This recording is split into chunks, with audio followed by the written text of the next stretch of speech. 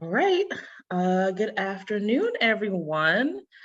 Thank you for joining us for our installment of our Lunchbox series here at NC Start Central. Um, very excited for this presentation today. We'll be talking about starting and navigating conversations regarding sexuality for folks with IDD. Next slide.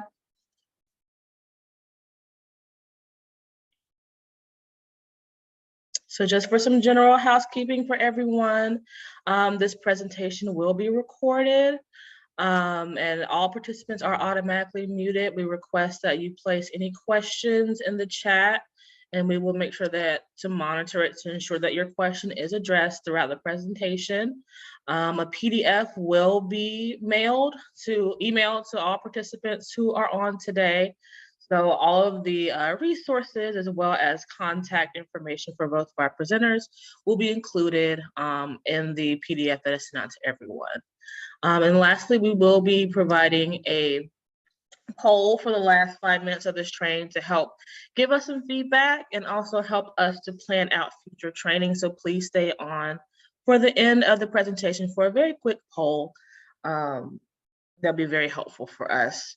So I am Brittany Peters Barnes. I am the program director here at NC Start Central, and I am excited to introduce our speakers today. So we have Nellie Galindo. Her pronouns are she and her, and she is the founder of Accessible Sexual Health. She has been teaching comprehensive sexual health education in some way, shape, or form since 2007. She also has been working with NC Start Central to provide some consultation regarding individuals or set cases that have certain considerations for sexuality. She's been very helpful with us for that. And also she lives in Durham with her husband, her kids, and 2 cats. We also will be hearing from Eileen Slade. Her pronouns are also she, her, and she will be, she is the assistant director here at NC Start Central. She's been with us for 3 years. And has been working in the IDD field since 2013 and advocating for sexual and relationship health support for folks with IDD ever since. So I am excited to turn it over to Nellie to start our presentation today. Hi, thank you all so much for having me today. I'm really excited to be here, excited to present with Eileen and with NC Start.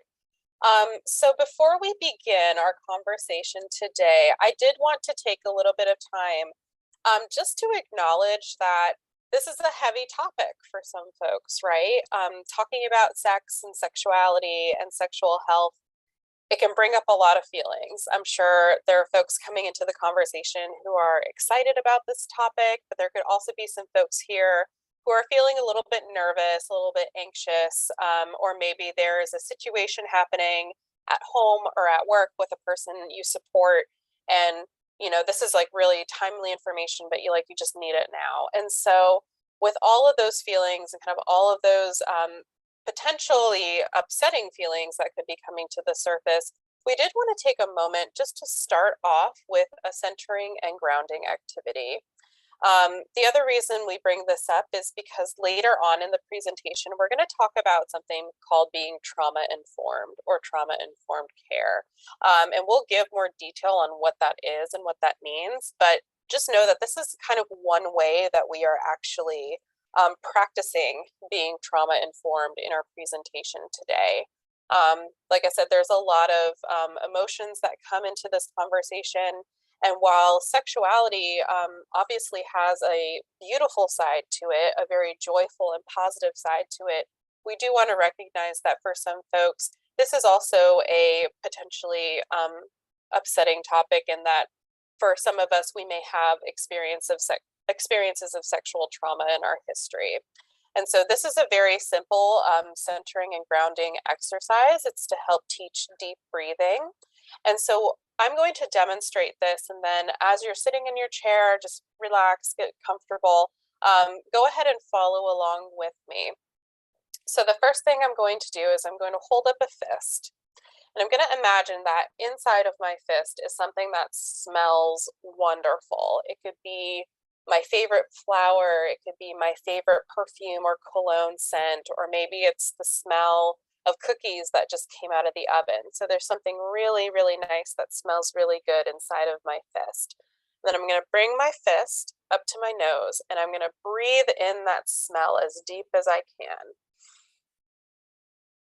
So you're just breathing it in as deeply as you can. And then to breathe out, you're going to hold up one finger and pretend that this is your birthday candle. And you're going to want to blow out that birthday candle as hard as you can. Maybe it's you imagine those trick candles that don't blow out right away, right? So we're going to go ahead and blow all that air out. Try to blow out your birthday candle. And so now we're going to combine those two things. So hold up your fist, smell in, breathe in that good smell. And then blow out your birthday candle. Smell that good smell. And blow out your birthday candle. Do it one more time. Breathe in that good smell and then blow out that birthday candle. Maybe you kind of notice your shoulders are starting to relax, your neck is starting to relax. All right, one more time. Deep breath in, breathe in that smell, and blow out your birthday candle.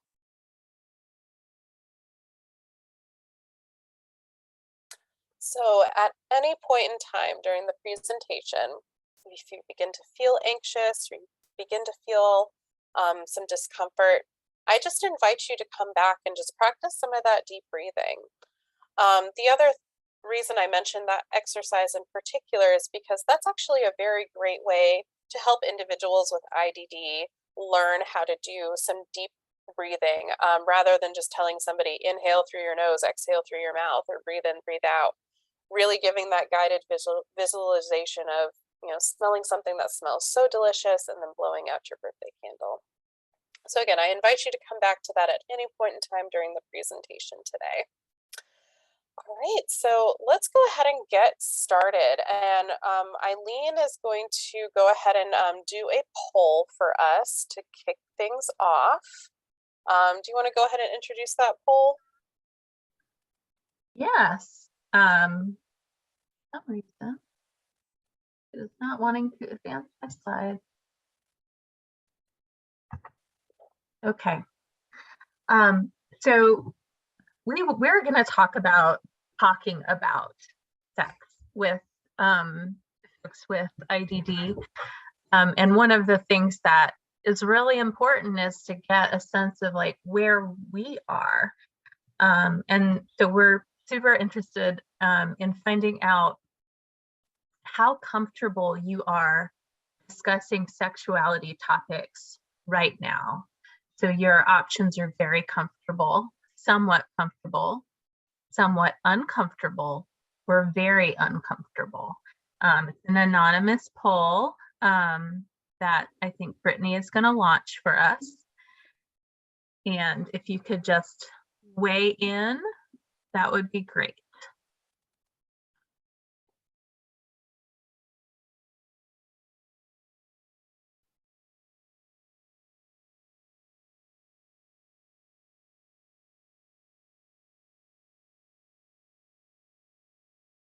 Okay.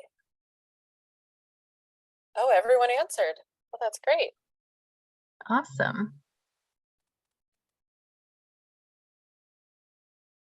Okay.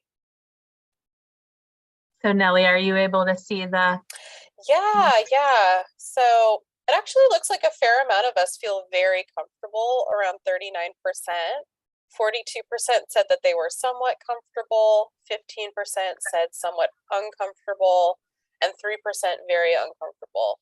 Thank you so much. Thank you for sharing your feelings. And hopefully after today, we can get some of the folks in the middle there who are maybe a little uncomfortable or very uncomfortable, at least get them up to the level where they are feeling a little bit more comfortable and confident with starting this conversation.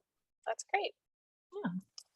And this is very much a, it's as personal a journey for people as it is a professional journey. So, talking about it is the first step. So Nellie, if you want to talk a bit about this slide, it says everything I need to say. Yeah, I think it's always a good place to kind of start off with a baseline for this conversation. And we are going to talk about values a lot later on, but one value that I particularly want to bring out first and foremost is just the idea that sexuality is a normal and a natural part of being a human being. And so, no matter how old or young you are, really, no matter what age or phase or stage of life you're in, we always have asexuality. It's something that never leaves us or is separate from us. It's just part of who we are. And it's just part of being a human being. And so it's very normal and natural. And I also like to compare it with having a disability. So we work with folks with intellectual and developmental disabilities, but really disability happens throughout our lifetime. Sometimes it's very situational, such as having a broken leg, or it's a condition that we gain later on in life as we age. And so I like to think about it as, disability is a very normal and natural part of being a human being, as well as sexuality. And the way that a disability presents itself, the way it's expressed, is often very different person to person. Same thing with your sexuality. Your sexuality, the way that you express it and experience it varies greatly. And it's all normal, right? It's all normal, it's all natural, it's all just part of being a human being. And so that's kind of the main value point that we're coming from today. And hopefully that also is something that you can agree with and also feel like that can kind of be like your starting point for conversations as well. All right, next slide. Thank you, Nellie. Yeah. So here at NC Start, we talk a lot about a positive psychology concept called PERMA. If you've been coming to these lunchbox trainings for a while, you have heard about it. We even had a whole training that was just about PERMA, led by our own Larry Wright and DeVault Clevenger.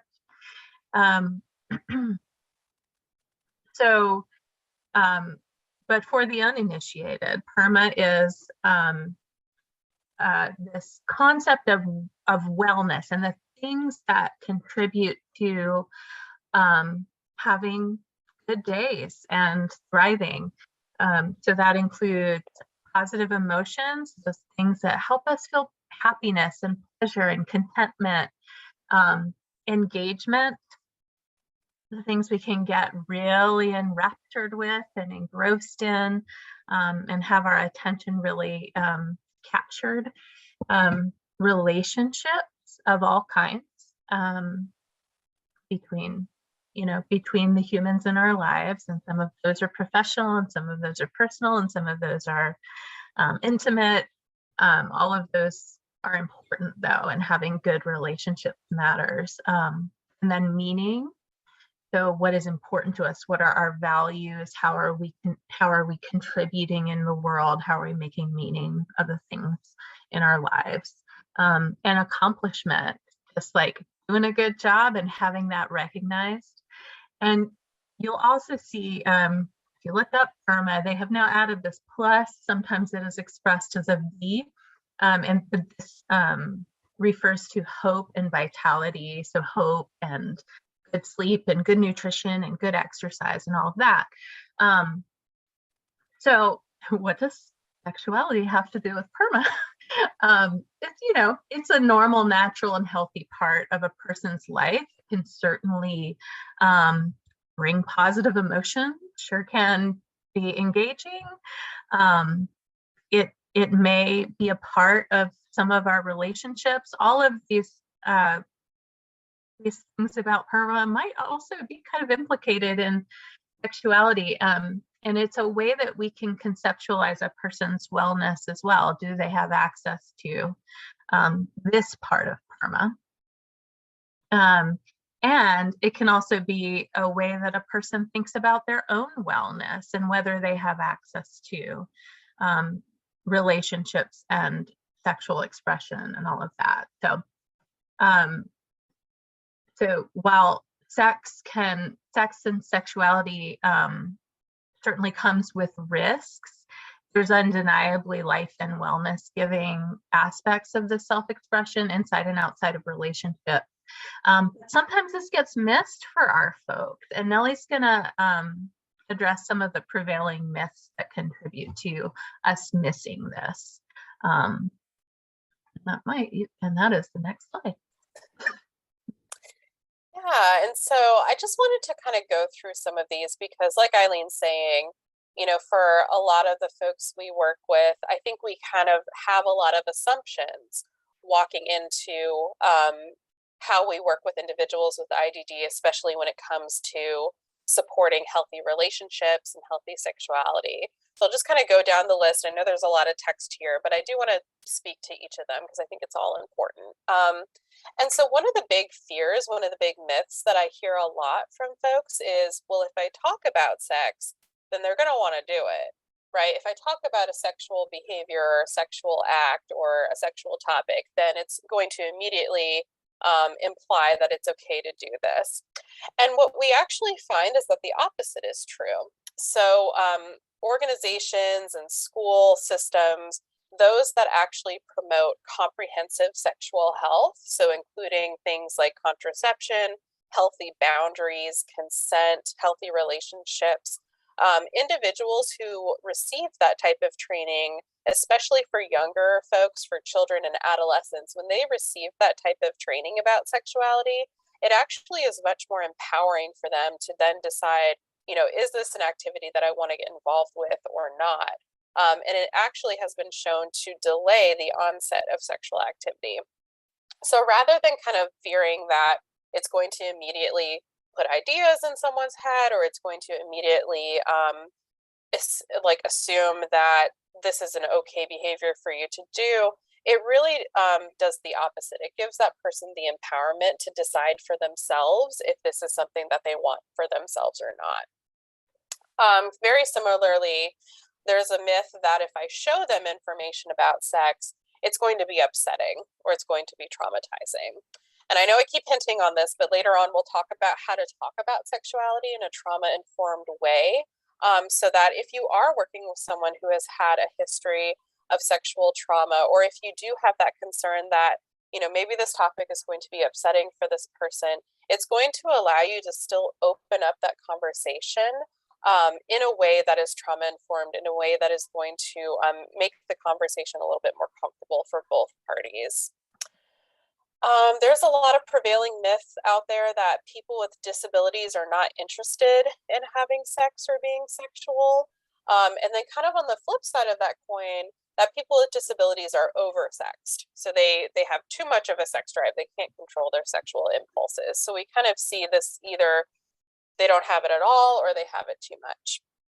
And very similar to the rest of the general population, everyone has a different expression for their sexuality. Everyone has a different sex drive. So you're going to have some individuals who are not so interested and some individuals who are, and all along that spectrum. And just because the individual has a disability doesn't mean that they don't come still with that sexual desire or sex drive.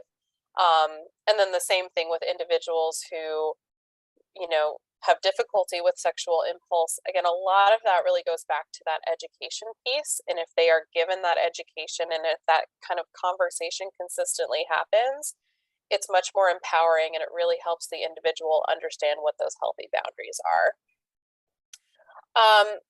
People with disabilities cannot consent to sex. So I hear this a lot, and I think I mean, this is definitely understandable, especially for folks who are working with guardians or with others.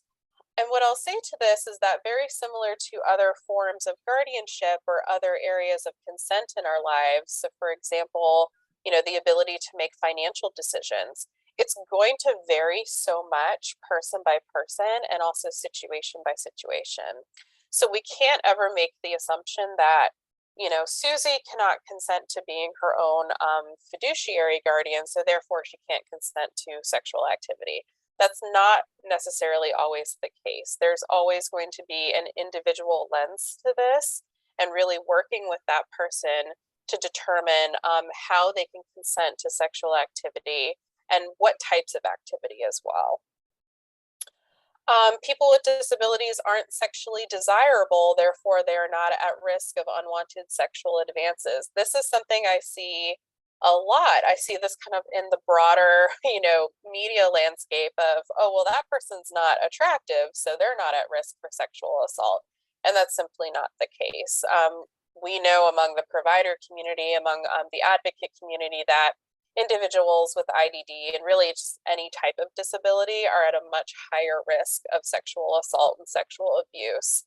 And that's simply because sexual assault, sexual abuse, and really abuse of any kind of exploitation, it's about power and control. It's about having power and control over another person. It really doesn't even have anything to do with sexual desire or sexual intimacy. So kind of understanding that difference and also being able to educate on what that difference is can be very impactful and empowering for individuals. And then finally, that people with disabilities are not part of the LGBTQ community. And I think that kind of ties into the previous point of just this assumption that, individuals don't have a sexuality if they have a disability.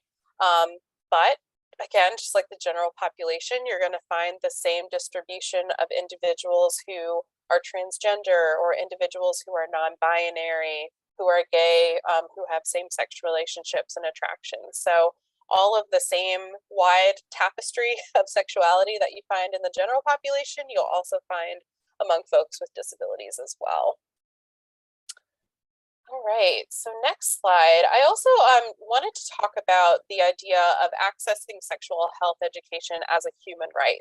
And again, I think this kind of plays into some of the value speak that we'll get into, but I wanted to just give a little bit more context around this and just really emphasize why this is so important, why this is a conversation we should be having.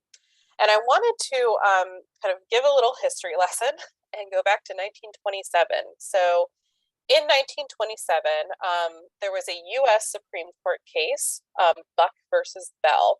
So Carrie Buck was a young woman. She had been sexually assaulted by a family member and became pregnant.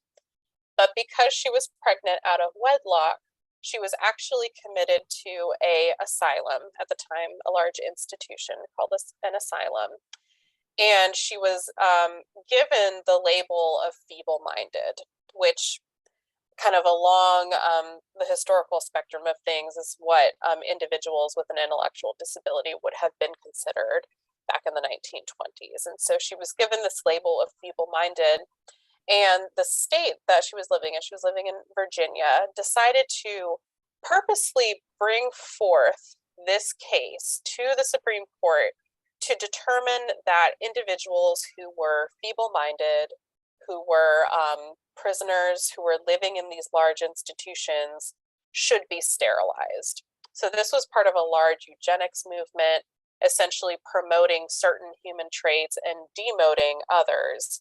So sterilizing individuals, preventing them from reproducing because they didn't want to promote undesirable traits in humans. So very, disrespectful, obviously, really kind of went against a lot of basic human rights. And so this Supreme Court case was decided, and it gave states the right to sterilize individuals with disabilities and prisoners. And it led to hundreds of thousands of forced sterilizations, predominantly among women, that lasted up until the 1970s.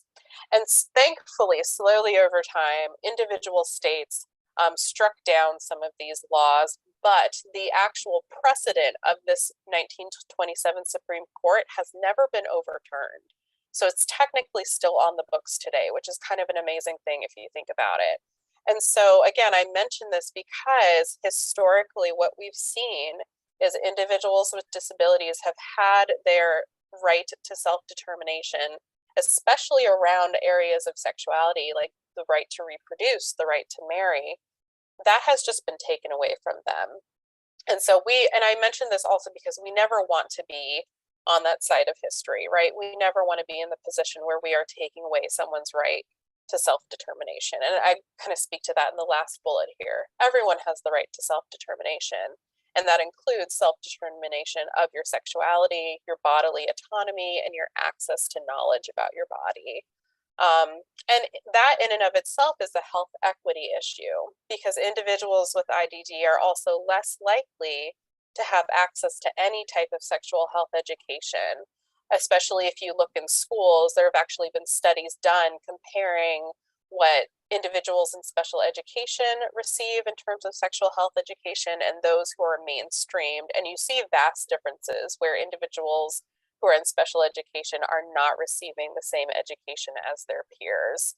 And later on in life, this also leads to having less access to sexual and reproductive health care, such as a well woman exam. So that also puts individuals at risk. So again, I say all of this because truly accessing this information, having the ability to receive this information is a human right, and it really does tie into the health and well-being of the individual. And I think we're going to talk about circles of sexuality. So to kind of, again, bring it back to the conversation of today, and what we actually want to start talking about. So how do we really start this conversation? We do want to think about sexuality and sexual health as going beyond just anatomy and intercourse. I think that's where a lot of people start, and that's what a lot of people think of when they think of this topic. But there's actually more. There's a lot more that goes into it. And so I wanted to share with you all something called the Circles of Sexuality. This is adapted from Advocates for Youth, and it's something that several different sexual health curriculums use. But it essentially groups all of the different topics that we want to cover within a sexual health education realm into 5 different categories, with values kind of being at the center of all those categories. And that's what we'll talk about next. But first, I'll kind of go through each of these and what they entail. So the first one is sensuality. This is our level of awareness and acceptance of our bodies, as well as enjoyment of our bodies. So the physical pleasure that we can receive from sexuality. But it also includes topics like body image, the sexual response cycle, so what it feels like to be going through that cycle, and also sexual fantasy. And then we move into intimacy. So intimacy is the degree to which we need and express closeness with others. So this can be sexual intimacy. This can also just be things like friendship, relationships, and how much intimacy we feel with others. So this includes topics like trust, love, vulnerability, honesty, and emotional risk-taking. Next, we have sexualization. And so this is the degree to which we use our sexuality to manipulate or control others. So this can be a little innocuous. This could be things like flirting, or it could be things like seduction, or things like sexual harassment and abuse. All kind of falls within this category. So kind of understanding what all of that can look like. And then we move into sexual health and reproduction. And so this relates to our attitudes and our behavior toward our health, and also the consequences that can come with sexual activity. So this would include topics such as anatomy, reproduction and pregnancy, sexually transmitted infections, as well as contraception. And then finally, we have sexual identity. So this is how we perceive ourselves as sexual beings, and everyone has a sexual identity. So topics in this category are going to include things like your gender roles, gender identity, as well as sexual orientation, so who you feel attraction for. All right, next slide.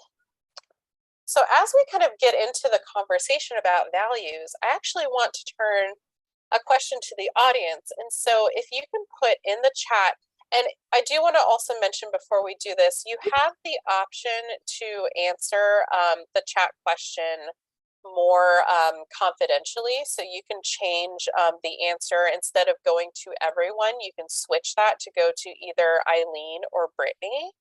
But I would love to invite you all to just take a moment, and if you could just put very quickly into the chat, either publicly if you would wish, or to Eileen or Brittany, just answer the question, where did your values around sexuality and sexual health come from? All right, so one person responded, said family, trauma.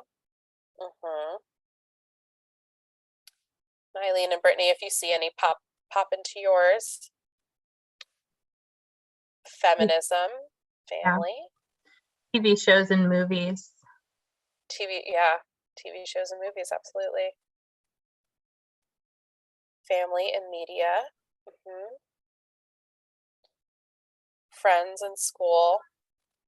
Family, entertainment, media, and society. Yep. Family, friends, work, church. Absolutely. Family and friends. Are there any others coming through to you, Eileen or Brittany? Nope. No, I don't have any. There was one person who said, I honestly have no idea. And I appreciate that honest answer, because I think that that's a real answer from a lot of people, that this isn't something that was ever even talked about. Yep. So a lot of it's coming at us from all directions. Absolutely. Cultural ideas about what defines a sexy body. Absolutely. Thank you all so much. Thank you for your candor and your honesty. Yeah, and truthfully, these are all correct answers. Even the I don't know, that's also a correct answer. I like to say that a lot of this starts from making the covert overt, right? So a lot of these answers that we got in the chat, the media, society, these are just kind of ideas that are baked into the world that we live in, and they aren't always explicit, right? It's not that we're telling somebody explicitly, this is what a sexy body looks like. But if this is the type of body that you see consistently over and over again in TVs and movies, right? That message starts to go through. And that's across the board. So when we think about our own values and kind of how these came to be, I do think it's important to just acknowledge that a lot of this is just really critically thinking about, well, what are my values? What have I been told? And what has this person been told about their sexuality? And really trying to verbalize that and make it known. That's a really good place for a lot of individuals to start. And so let's kind of get into it. Let's talk about, how do we really start to approach this conversation? And that's exactly this first bullet point right here. It's just being mindful of your own values first. And it really having a deep understanding, is this something that my faith community taught me? Is this something that I experienced trauma around? And so therefore I'm kind of bringing that history with me into the conversation. That's going to really be your starting point. And the good news about this is that this is all done in private, right? This is all done within you. It's not going to be something that catches you off guard. This is really kind of where you just take the time to reflect and think about, well, what are my values coming into the conversation? And then once you've kind of done that work internally, you can then go and help the individual you support identify what their values are. And that way you can have a bit of a more concrete conversation. You can say things like, so what did you learn in church about having sex before marriage? What did you learn from your family about how you should dress, or the way that you should speak to somebody of the opposite sex or the same sex? Right? It can really allow you to give a little bit more concrete language and help that person determine what their values are. And then it's going to be a lot of balance. So really balancing where you're coming from, the values of the person that you support, and also being able to help support self-determination for them. And so I think Eileen has a couple of case studies to just really kind of give some good concrete examples of what this can look like. Sure, yeah. And I'm just trying to be kind of mindful of those steps to know your values, help the individual identify their values, and then figure out how to balance those and support self-determination. So our first case example is Andrea, who is 19 years old, neurodivergent, has autism, ADHD, and a history of trauma. and lots of strength. She's very funny. She's very creative. She perseveres. Got a lot of what we call zest at NC Start. And some of her vulnerabilities are related to executive functioning, organizing information, self-monitoring, impulse inhibition, those sorts of things. And also social communication vulnerabilities, being able to appreciate what her communication might seem like someone else, and also understanding others' communication to her. She's quite verbal and can talk a lot, and so I think can be a little bit overestimated in terms of how much social information she accurately takes in sometimes. And she, at 19 years old, has interest and some knowledge about sexuality, but she feels shy and hesitant with her mom, who is a really important social support in her life. She was interested in purchasing sex toys and exploring pornography. She was interested in intimacy with her boyfriend. And, in terms of that value piece, finding out mom's values was very important. Her mom was really open to discussions and positive about Andrea having a sexuality, but as lots of 19-year-old women might feel, Andrea was just really uncomfortable and vulnerable to feeling judged, which may come from her family, but that might also just come from the world. And because I think a lot of us would feel uncomfortable talking to our moms about purchasing sex toys. And there were some safety concerns as well. So she's got this interest, she's got this natural support who's open and positive, but it's still a hard conversation to approach. And there are some real things to think about. She's vulnerable online, both socially and financially. Her executive functioning vulnerabilities look like impulsivity, and she has some trouble with social boundaries. And so there's some safety concerns with crossing those boundaries, or allowing other people to cross those boundaries. She does have a lot of knowledge about sex, but a lot of it is self-pursued. And many young people absent comprehensive sex education are going to learn a lot of what they know from pornography rather than comprehensive sex education. And then finally, there was some safety concerns around hygiene and maintenance related to sexuality and sex toys. So, the nice thing here is that truly Andrea and her mom have very similar values about sex and access to sensuality and all of that. And the coordinator in this case was really able to be a bridge between Andrea and her mother to encourage that open communication and increase Andrea's comfort in using her strong natural support. So much of the concern that her mom expressed was really about this financial exploitation on the internet. And so, I'll show you on the next slide, but some of the work we did was on online safety, including for purchases. How do we know what a good, safe, reputable vendor is? There was some use of social stories that address her particular vulnerabilities, so providing good information about healthy sexuality and making the covert overt, so being very direct about sexual health information is important, truly for us all. And we talk a lot about teaching children to use accurate terminology for their body part. And that's an example of making the covert overt as well.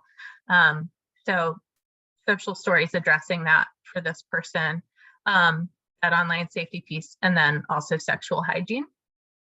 And then the coordinator also worked on, and I think some of our coaches worked on developing some visuals with Andrea's input. So for example, she wants to make purchases online. Some of those purchases are sexual in nature. She needs to know what safe websites are rather than accessing the whole internet and trying to figure it out, you know, narrowing what the options are was helpful for her. We also utilized the social circles, which I'll show you on the next page. Many of you are probably familiar with social circles. They've been around forever in the IDD community in terms of teaching social boundaries and safety and things like that.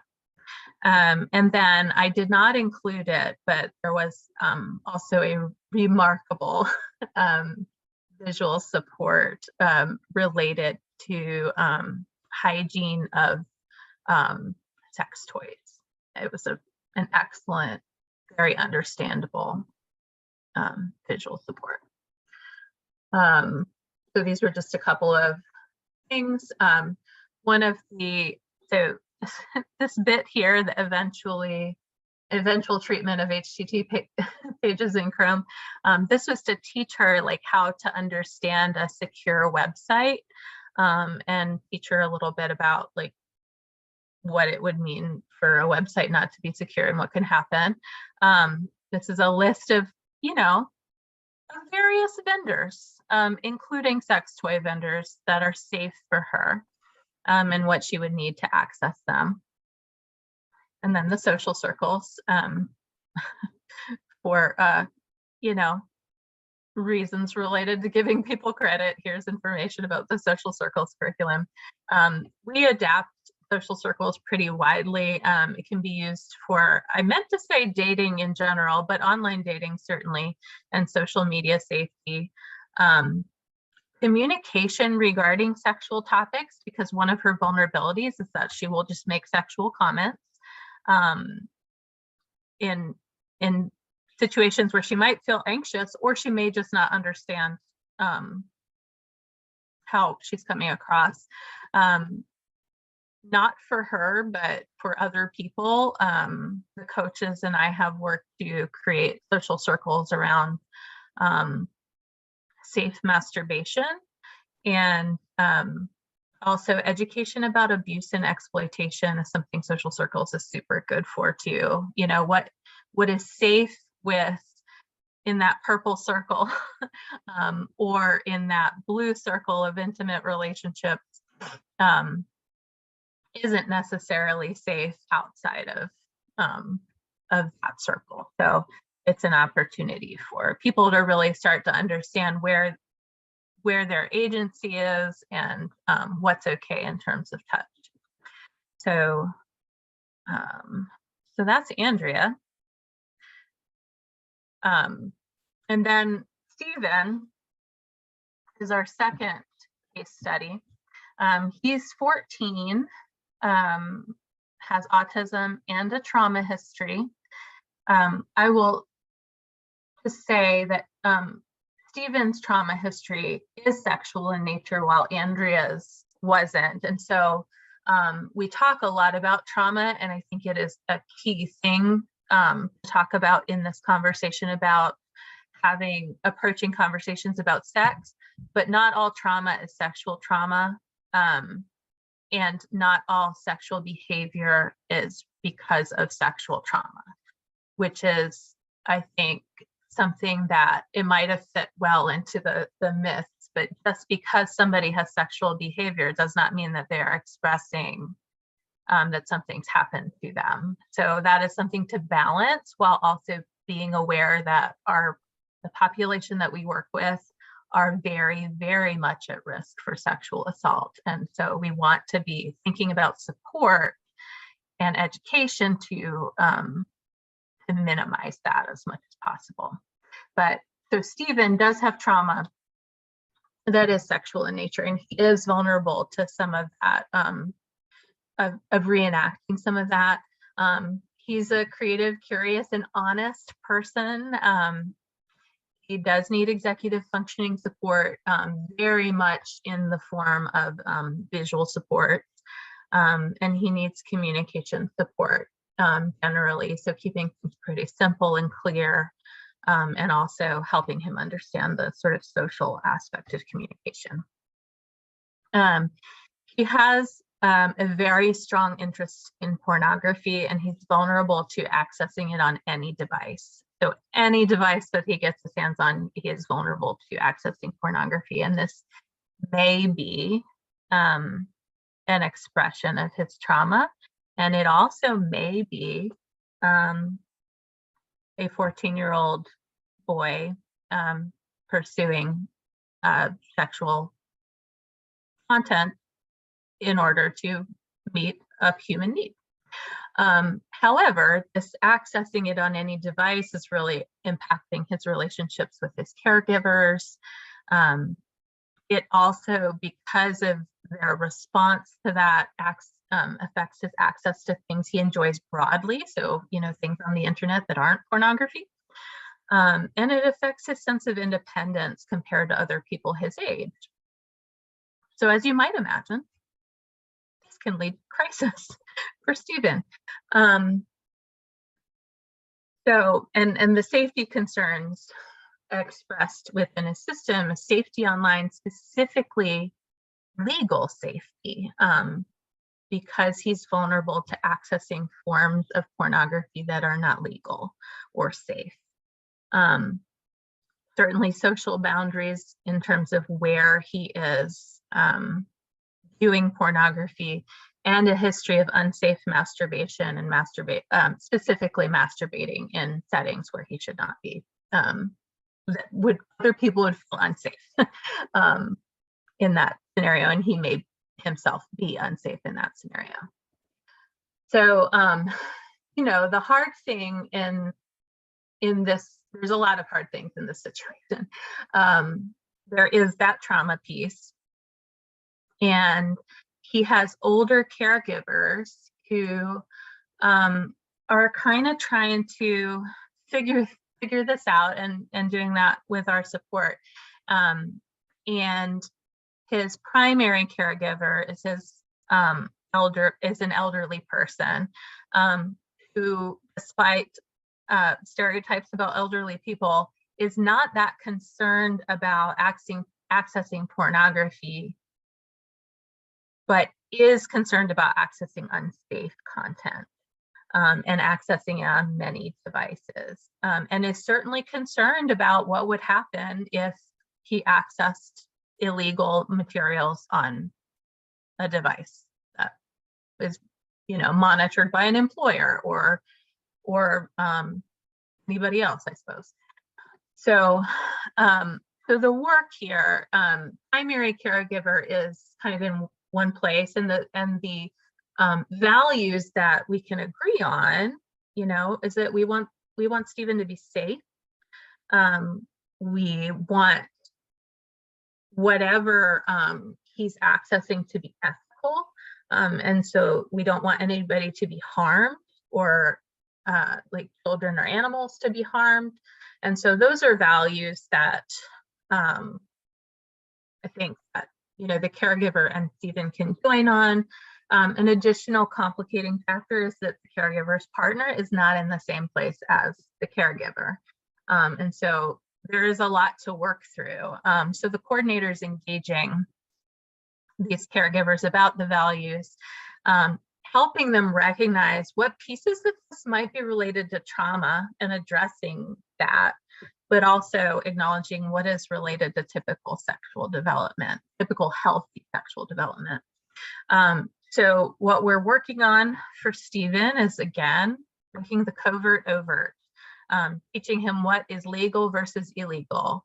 So very specifically, we don't access materials that feature children or teens under 18. we value the lives of animals, so we aren't okay about animal abuse, and animals can't consent. And I might ask Nellie to talk about the next slide where we show a visual that can be helpful, but teaching him about safe and unsafe online searches. And then social circles activities around pornography and masturbation. And because he does have this trauma history, and even if he didn't, it's really important that social stories address consent and provide education around abuse.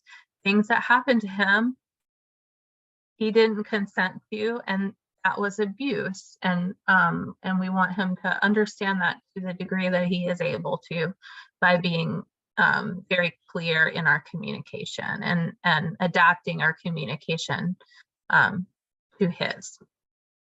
And finally, supports for Stephen may involve routines that provide safety and privacy. So helping identify some safe options for sexual expression might be euphemized as alone time. Making those routines predictable, putting them on the schedule.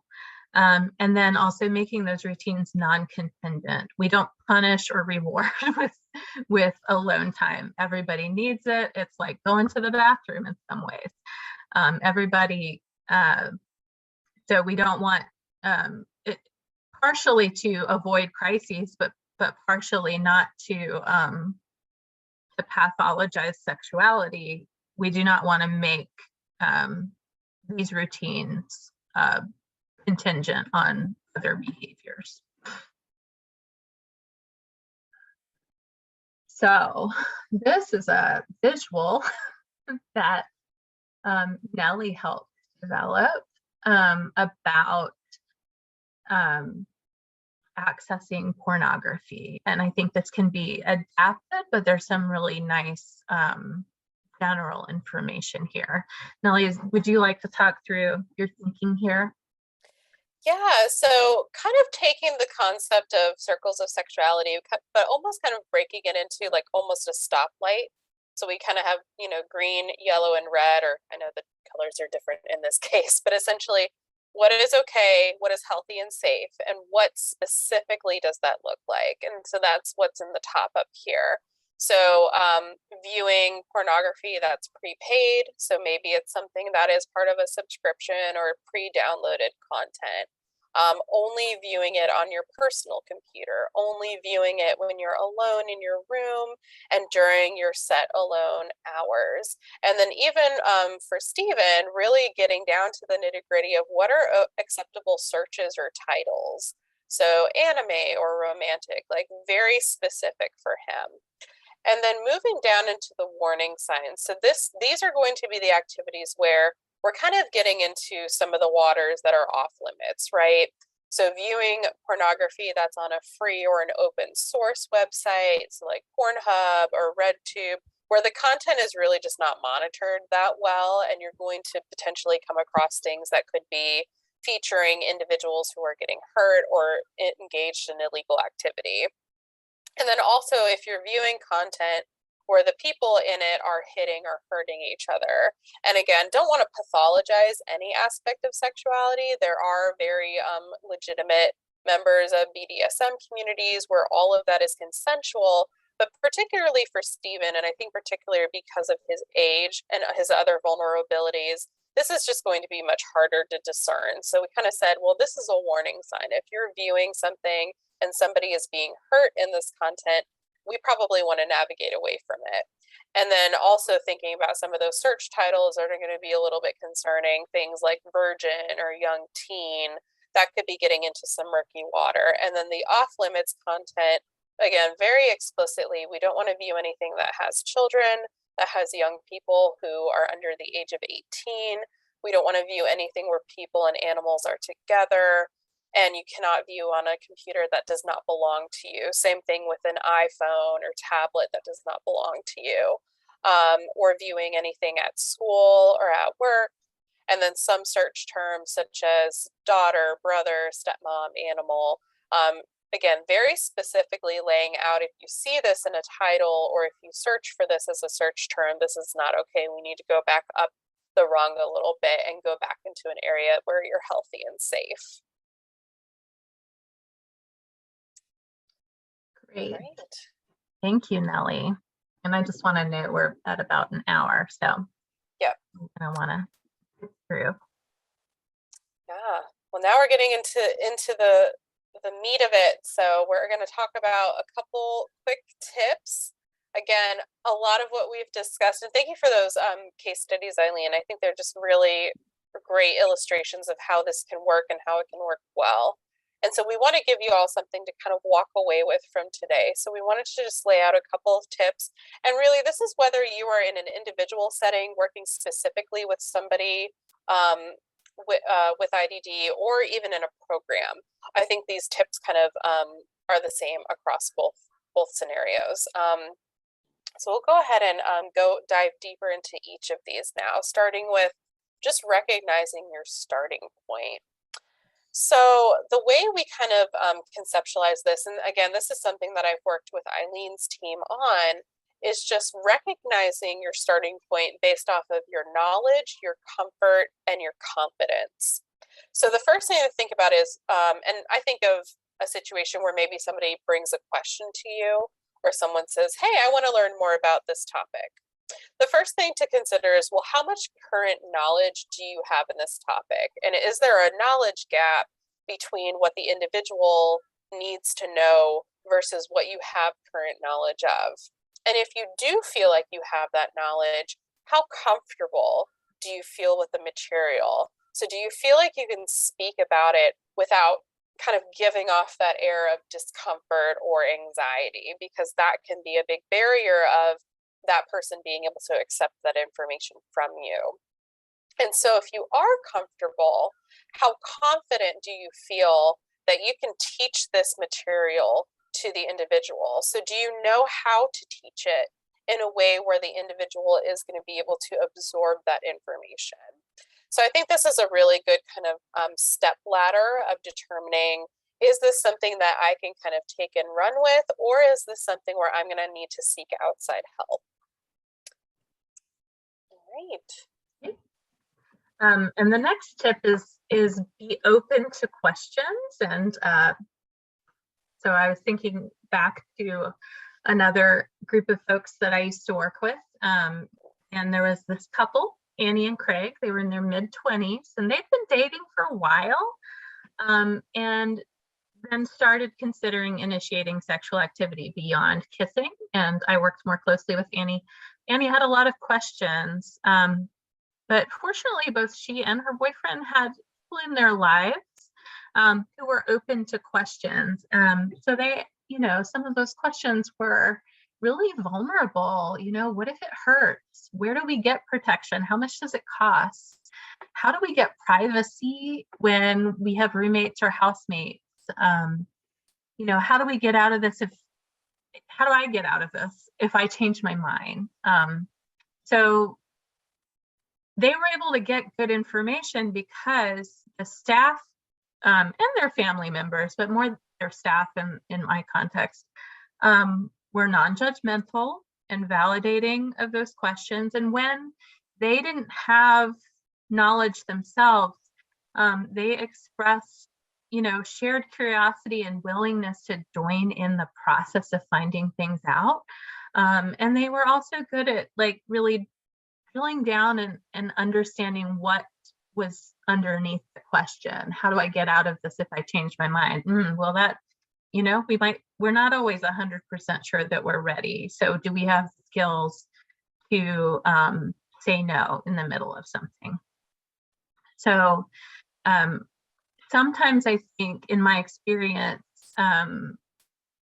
individuals may be more comfortable talking with their staff about these things than they are with their parents.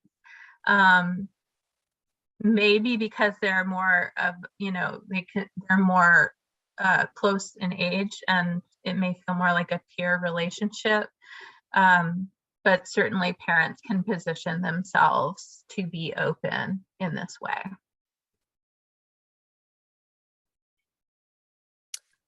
All right, so getting into how to be trauma informed, and there's a lot of text on the slide, but I'll kind of briefly go into it.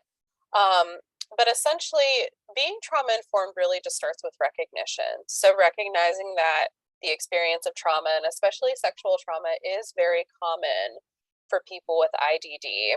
And we do see some instances, like Eileen mentioned before, where sometimes that trauma does manifest in maladaptive sexual behavior, or just, you know, maladaptive behavior in general, things like self-injury, or even substance use. But the root of being trauma informed, instead of asking someone or thinking to yourself, well, what's wrong with them? What's wrong with that person? It's really about switching that perspective and thinking, well, what's their story? What's happened to them in the past that is probably producing some of these maladaptive behaviors? Because those behaviors really are just the best tools that they have at that time. And so really thinking about, well, how can I think about their history and determine a better way for them to have some of these tools for resilience. And one big thing that I recommend, especially if you're part of a program, part of some sort of programmatic institution, is just including a history assessment, a trauma history assessment at all of your intakes, or making it part of a functional assessment process. Because that's really where you're going to be able to bring some of this out at the forefront versus potentially discovering it later on, or maybe in the middle of an intervention. And also really working with that person's circle of support to consider some different ways to reduce re-traumatization. So reducing the likelihood that they're going to come upon something that would be triggering or would be potentially re-traumatizing for that individual. I think Eileen's going to go a little bit deeper. Yeah. So these are just the 6 principles of trauma-informed care that we would be incorporating into those assessment processes. The first is just awareness, like knowledge that this is a thing that happens. This is what trauma can look like. This is what trauma looks like for this specific person. You know, really just being aware that trauma is part of the landscape, and that it's something that we need to find out about, but also make some assumptions about. Trauma-informed care is being proactive, not reactive. We want to create the spaces of safety, both felt safety for the individual, so you know, where they feel supported in the way that they want to be supported, and also, like, in fact, safe spaces as much as possible. And you know, on the slides about the case studies, you see that, you know, people need a trusted support in their life, at least one, but the more the better, really. But they need to trust, they need to be trusted, and they need to trust a support to hold space for their experiences. And then choice, collaboration, and empowerment, I think are all kind of related, but you know, there's that piece where we want to be very mindful to help avoid re-traumatization, but not at the cost of a person's sexual life and access to sexuality. And the way I think that we have to negotiate that is by making sure that people have lots of choices throughout their days, and also specifically around you know, sexual topics, that they have the choice to talk about it or not, that they have choices to date or not. That, you know, we have to honor that, and also collaborate towards safety as much as possible, and put them in the driver's seat of telling their stories too, and helping them you know, have control over the narrative of their sexuality as well. So, you know, we could go much more into that, but I do want to move on to the next thing. Trauma-informed care could be a whole other lunchbox. You know, trauma-informed care could be something we learn something about every day. But I think it's so important, and it is such a thing to balance, because we can also traumatize people by taking their sexuality away from them or removing choices from their lives. So it's just a complicated thing to negotiate, and a thing that we're always having to gently hold a lot of values all at once. All right. So the next tip is just making sure that you are ensuring access. And I think this is a little bit more of a tactical tip, but it's really important to consider. So any type of sexual health education materials that you do end up using or having the individual access, you need to be mindful that they are taking into consideration the individual's needs and that they're adapted if needed. So a couple things to keep in mind. One would be like plain language. So just making sure that any type of materials that you're providing for the individual are written in a way where it's very easy and clear to understand. And also that content is adapted for developmental understanding. And this can be very difficult to find kind of out in the wild. It's very limited, because often what you'll find is if you're searching for content on reproduction that is plain language or that is easy for an individual to understand, you're going to end up finding material that was actually developed for children. And while you may be working with someone who is 21 but has a reading level of someone in 3rd grade, or maybe a cognitive level of somebody much younger, it's still not appropriate to give that 21-year-old content that was developed for a kindergartner. There's still going to be more information that they're going to need. And so you'll just want to make sure that the content you provide is just adapted to their developmental level. You also want to consider things like alternative formats, such as finding information in Braille or large print if the person has a vision disability, or even ASL or modified sign language. So being able to provide that person the signs to be able to communicate different aspects of their sexuality. And kind of the same thing with augmentative or alternative communication, making sure that that language is kind of pre-programmed into that ACC.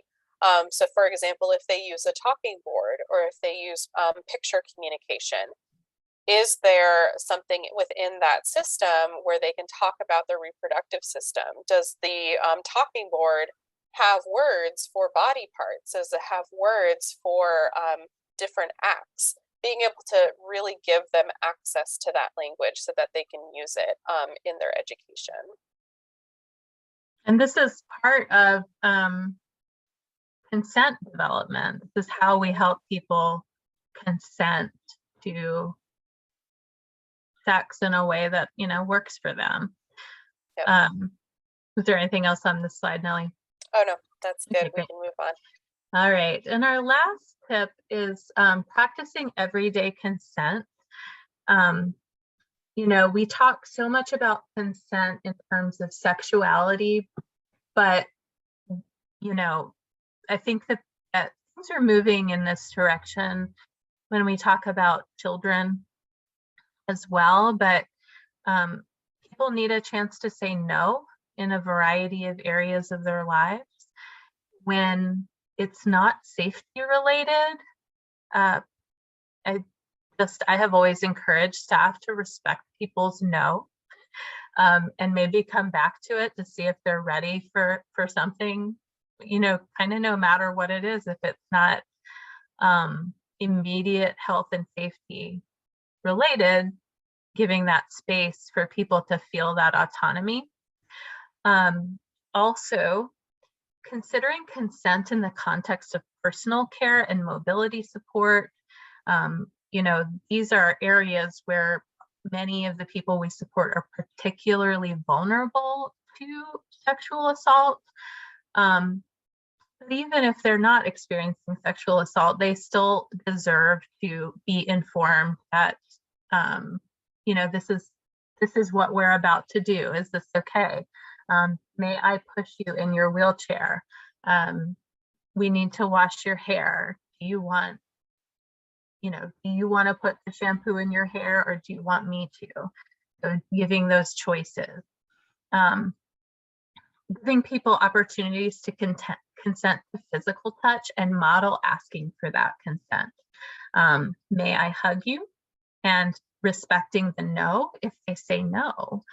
And this is something that's really important to me with small children, and that I'm like the auntie in people's lives who's like, can I give you a hug? And then when they say no, I'm like, okay.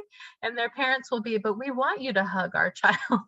And I'm like, well, they don't want a hug, so I'm not going to give them one. And then modeling and explaining your own boundaries. Like I feel uncomfortable when you ask that of me, or I'm feeling really uncomfortable, with this thing that's happening right now, and I have a boundary about that. That is how we teach people to have boundaries, by enacting our own and being clear about them, making the covert overt. So that was our last tip. And I did want to offer a few authors to check out in terms of materials that you might utilize with folks. Kate Reynolds has these great books about Tom and Ellie. I would love if they weren't so very gendered, because obviously, again, we have folks all across all spectrums, but these are really nice books about puberty and masturbation, and boundaries around masturbation. And then Nellie, do you want to talk about Terry Kuenhaven and Harrison? Yeah, Terry Cohen, she does a lot of authoring around, specifically she focuses on Down syndrome, but really it's content that I think anyone with any type of intellectual disability benefits from.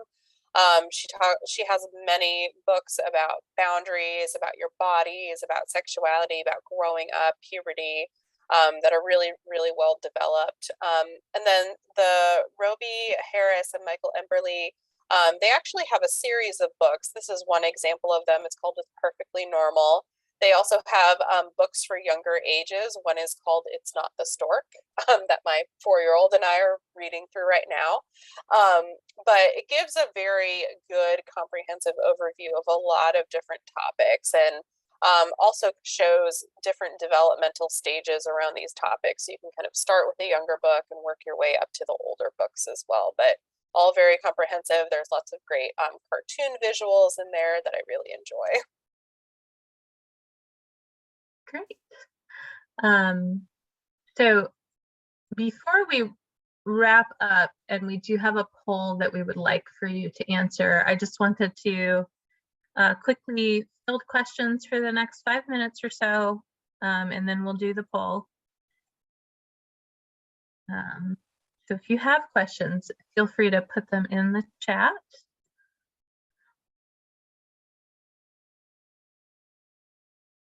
And I'm also going to just advance the slide here, because you may want to reach out to us separately from this lunchbox training. So we've got Nellie's website here, accessiblesexualhealth.com, and her email. And then, if you want to email the assistant director of NC Start about sex, I will probably forward it to Nellie. I'll happily take it. Yeah. But I am also, very interested in this. And I think part of my practice as being a person who's open to questions and honoring where I'm starting and things, I have often reached out to Nellie about some of the sticky things that come up in sexual health education for our folks, because I think it's so important and I want to do a good job. So Nellie's like my bud in this regard. do a fantastic job. Yeah. And any resources for families, individuals, teams are great. That was a comment / question, which I think we can definitely provide. And we have developed, Nellie developed an infographic with these steps, which is a nice, I think, reminder that we can definitely send out. I am also in the process of building out my website a little bit more, and I'm hoping to add more resources to there. So feel free to visit, bookmark it, and then hopefully I'll get some more resources added in there quickly. But yeah, there's definitely a lot out there, and I think sometimes it can be hard to kind of suss through all of it. But definitely, I think starting with some of the book authors we mentioned, and then you know, linking to my website, I'll be sure to put more resources on there shortly. Any other question? I'm not seeing anything come through my chat. Okay. Nope. So I think that what we can do from here is just go ahead, and if you guys could take just a couple minutes to fill out the poll that Brittany is going to launch. It'll just be very helpful for us in evaluating this training and making plans for future training.